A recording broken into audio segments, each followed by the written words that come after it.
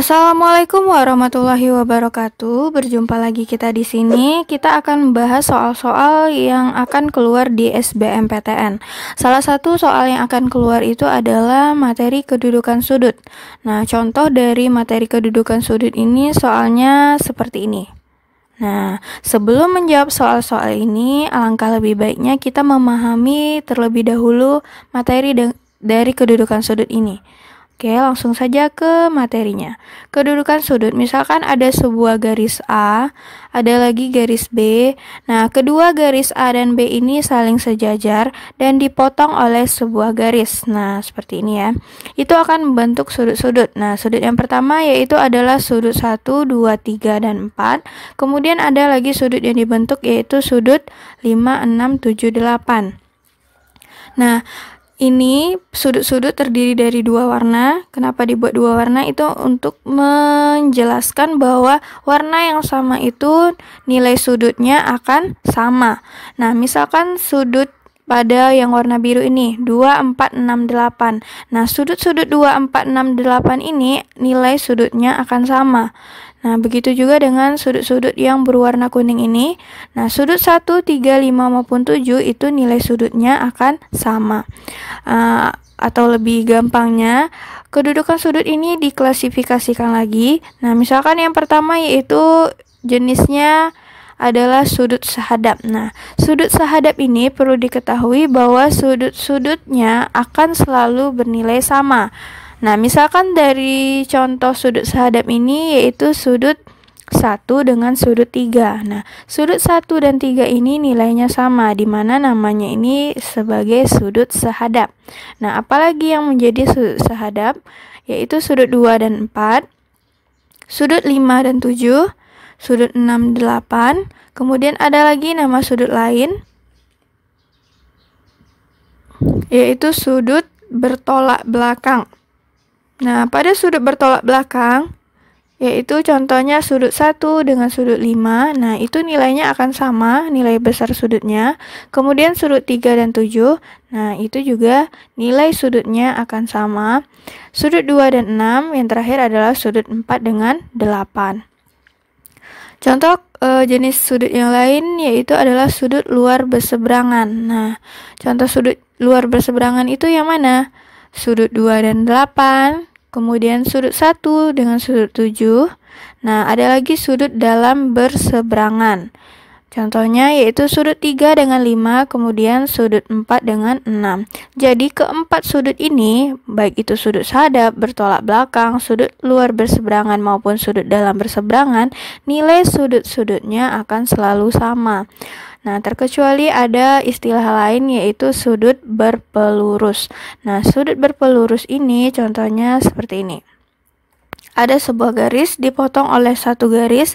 Nah, total dari sudut yang dibentuk itu, nah seperti ini, yang dilingkari pada yang warna merah ini. Nah, itu ada dua buah sudut yang terdapat di sana, di mana total sudut yang akan dibentuk itu adalah 180 derajat.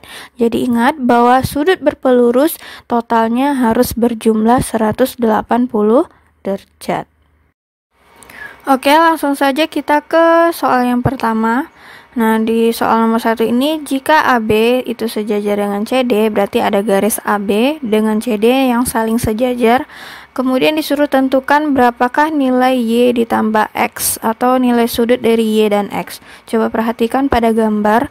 Nah, di sini yang diketahui ada sudut 55, X yang akan kita cari, 44 derajat, kemudian Y yang akan kita cari. Nah, bagaimana cara menyelesaikan soal ini agar lebih mudah? Nah, kita ingat lagi sudut-sudut yang sudah kita klasifikasikan pada materi yang tadi. Nah, coba perhatikan di sini 55 derajat ini itu akan sama nilainya dengan sudut yang ada pada X ini. Nah, mengapa ini sama? Karena ini merupakan sudut dalam berseberangan. Ingat, sudut dalam berseberangan itu nilainya sama, berarti nilai X ini itu akan bernilai 55 derajat. Kemudian yang mana lagi yang akan mungkin sama? Yang akan mungkin sama itu ada lagi satu sudut yang sama, yaitu sudut dalam berseberangan ini 44 derajat. dengan sudut yang ada di samping Y. Nah, sudut itu nilainya akan sama-sama 44 derajat. Karena yang kita cari itu adalah X ditambah Y, berarti kita harus mengetahui baik itu sudut X dan sudut Y. Sudut X itu kita sudah dapat tadi 55 derajat, berarti tinggal mencari sudut Y.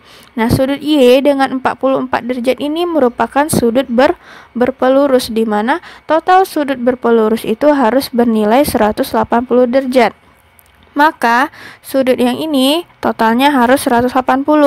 Maka nilai Y bisa kita dapati Y ditambah 44 derajat itu sama dengan 180.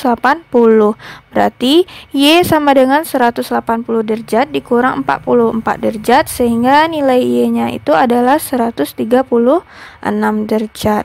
Sehingga sudah didapat nilai dari sudut Y, tinggal kita jumlahkan X tambah Y 55 derajat ditambah 136, yaitu menjadi 191 derajat. Berarti jawabannya adalah yang D. Contoh nomor 2. Nah, di sini diketahui pada soal ada suatu sudut EAB 135, sudut DCB-nya 125. Yang ditanya adalah sudut ABC. Berarti kita disuruh menentukan nilai sudut B. Agar kita mudah mengerjakan soal yang bentuknya seperti ini, coba dibuat garis bantu pada sudut B. Nah, ini garis putus-putus ini merupakan garis bantu pada sudut B agar kita bisa menentukan nilai sudutnya lebih gampang dan mengklasifikasikan sudut apakah itu. Nah, pada sudut B itu terdapat dua sudut ya. Ada dua sudut pemisahnya. Berarti kita buat dulu apa yang diketahui pada soal. Di soal diketahui bahwa sudut EAB, berarti itu sudut A, yang nilainya adalah 135 derajat. Kemudian ada sudut DCB, di mana nilai sudutnya itu adalah 125 derajat. Berarti sudut C-nya adalah 125 derajat. Nah, coba perhatikan di sini.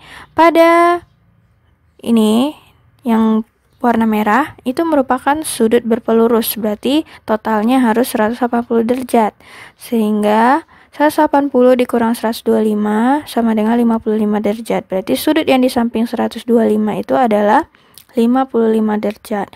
Nah, 55 derajat ini itu akan sama nilainya dengan yang ada di sini dekat sudut B. Nah, karena dia sudut dalam berseberangan. Sudut dalam berseberangan nilainya sama besar atau sudutnya sama.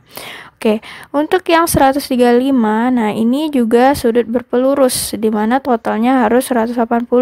Berarti sudut yang di samping 135 itu bisa kita dapati dengan cara 180 kita kurang dengan 135, sehingga hasilnya 45 derajat. Berarti sudut yang di samping 135 derajat itu adalah 45.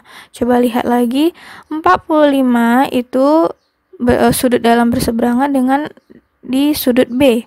Karena sudut yang ditanyakan adalah sudut B, maka kita tinggal menjumlahkan 45 derajat dengan 55 derajat. Di mana 45 derajat ditambah 55 derajat itu adalah 100 derajat, sehingga jawabannya adalah yang C. Oke, lanjut soal nomor 3. Nah, tentukan nilai X. Nah, pada gambar ini, kalau kita lihat pada gambar nih, gambarnya sama seperti soal nomor 2, cuman di sini bedanya sudah diketahui ya, sudut bagian yang runcing seperti segitiga itu puncaknya. Nah, itu total sudutnya sudah diketahui. Nah, agar bisa mendapati nilai X, kita harus memecah nilai dari 105 derajat ini dengan cara membuat garis bantu seperti tadi. Nah, total dari sudut yang ini 105 itu kita pinggirkan dulu. Nah, ini bukan berarti dibuang. Ini menandakan bahwa total sudut yang di garis putus-putus itu harus 105 nanti totalnya. Cuman kita hanya mencari satu persatu nilai sudutnya agar menjadi 105.